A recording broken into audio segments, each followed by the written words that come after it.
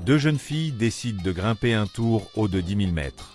La première a monté sans souci. Mais lorsque la deuxième fille commence à monter, et que les problèmes commencent. En montant, elle continue à secouer énergiquement l'escalier rouillé de la tour, sans se douter qu'elle a desserré une vis. Réalisant le danger, la fille se précipite pour demander de l'aide à sa meilleure amie, lui donnant ainsi une chance de sauver sa vie. Sa meilleure amie, rassemblant toute sa force, lutte désespérément. Finalement, grâce aux efforts des deux filles, elles parviennent à s'en sortir, échappant de justesse à la mort.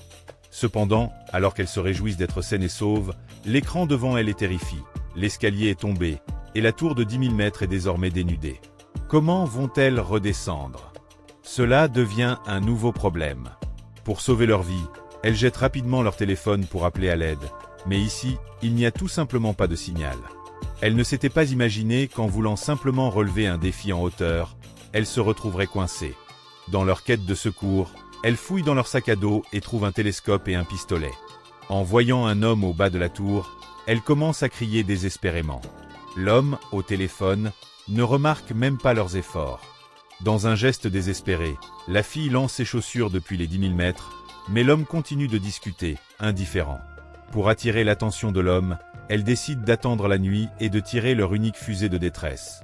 Comme prévu, dès qu'elles tirent la fusée, l'homme remarque enfin leur présence et se dirige vers la tour. Cependant, contre toute attente, il ne semble pas vouloir les aider, et sans scrupule, vole leur voiture, laissant les deux filles dans une profonde désespérance. Elles n'ont pas mangé de la journée et savent qu'elles doivent économiser leur énergie jusqu'à demain matin pour trouver une solution. Heureusement, elles parviennent à passer la nuit. Au matin, réalisant que rester là ne les sauvera pas, elles cherchent un moyen de reconstituer leur énergie. Mais leur sac contenant de l'eau est tombé au bas de la tour. Résolues à survivre, elles décident de tenter le tout pour le tout et descendent lentement une corde pour récupérer le sac. Lorsqu'elles atteignent enfin le couvercle du sac, elles découvrent que la corde est presque à portée de main. Pour récupérer le sac, la meilleure amie délie sa ceinture de sécurité et se lance, réussissant miraculeusement à saisir le sac. Voyant cela, la fille tire la corde avec toutes ses forces. Sa meilleure amie grimpe rapidement le long de la corde et parvient bientôt au sol. Mais à ce moment-là, elle glisse soudainement. La fille, ne perdant pas son temps, s'accroche à la sécurité, et grâce à son effort, elle réussit à tirer sa meilleure amie en toute sécurité. Elles se sentent comme ressuscitées. Après avoir reconstitué leurs forces, elles décident de tout faire pour survivre. Coincées dans cette tour de 10 000 mètres, avec les échelles brisées, elles sont incapables de monter ou de descendre, et leur téléphone n'a même pas de signal. Pour obtenir de l'aide, elles placent tous leurs espoirs dans le drone de leur sac à dos. Cependant, alors qu'elles préparent le drone pour qu'il se rende dans une foule, l'appareil indique soudainement que la batterie est faible. Désespérées, elles tentent de recharger le drone.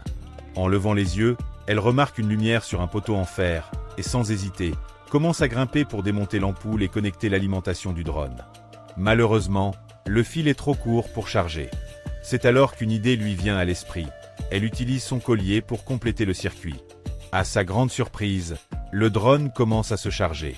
Elles accrochent le drone pendant plus d'1 heure, jusqu'à ce qu'il soit enfin prêt à partir. Lorsque le drone est envoyé vers une petite ville, les deux filles sont ravies. Mais soudain, une camionnette écrase le drone, et le conducteur s'en va sans se retourner. Les filles réalisent qu'elles ont perdu leur seule chance de survie. Pour aggraver les choses, une tempête se prépare. Dans un état de désespoir, la fille réalise alors que le visage de sa meilleure amie est couvert de sang. Elle comprend que sa meilleure amie est morte en essayant de récupérer le sac. Tout cela n'était qu'une illusion. Elle est accablée par cette révélation.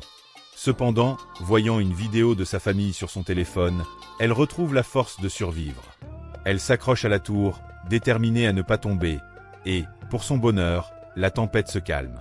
Alors qu'elle émerge de cette épreuve, elle se retrouve face à un ours qui grignote sa chair.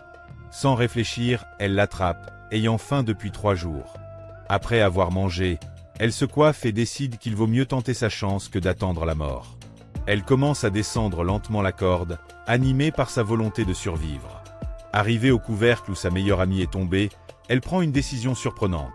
Elle écrit un message de détresse sur son téléphone et le envoie. Ensuite, elle retire les chaussures de sa meilleure amie et les attache à son corps avant de la pousser du haut de la tour. Elle espère que cela attirera l'attention des secours. Elle prie pour que quelqu'un trouve son message. Finalement, elle réussit à capter un signal, et le message de détresse est envoyé. Bientôt, un hélicoptère de secours arrive, et elle est enfin sauvée. Elle se jette dans les bras de son père, en larmes. La vie n'est qu'une fois, et elle se promet de chérir chaque instant à partir de maintenant.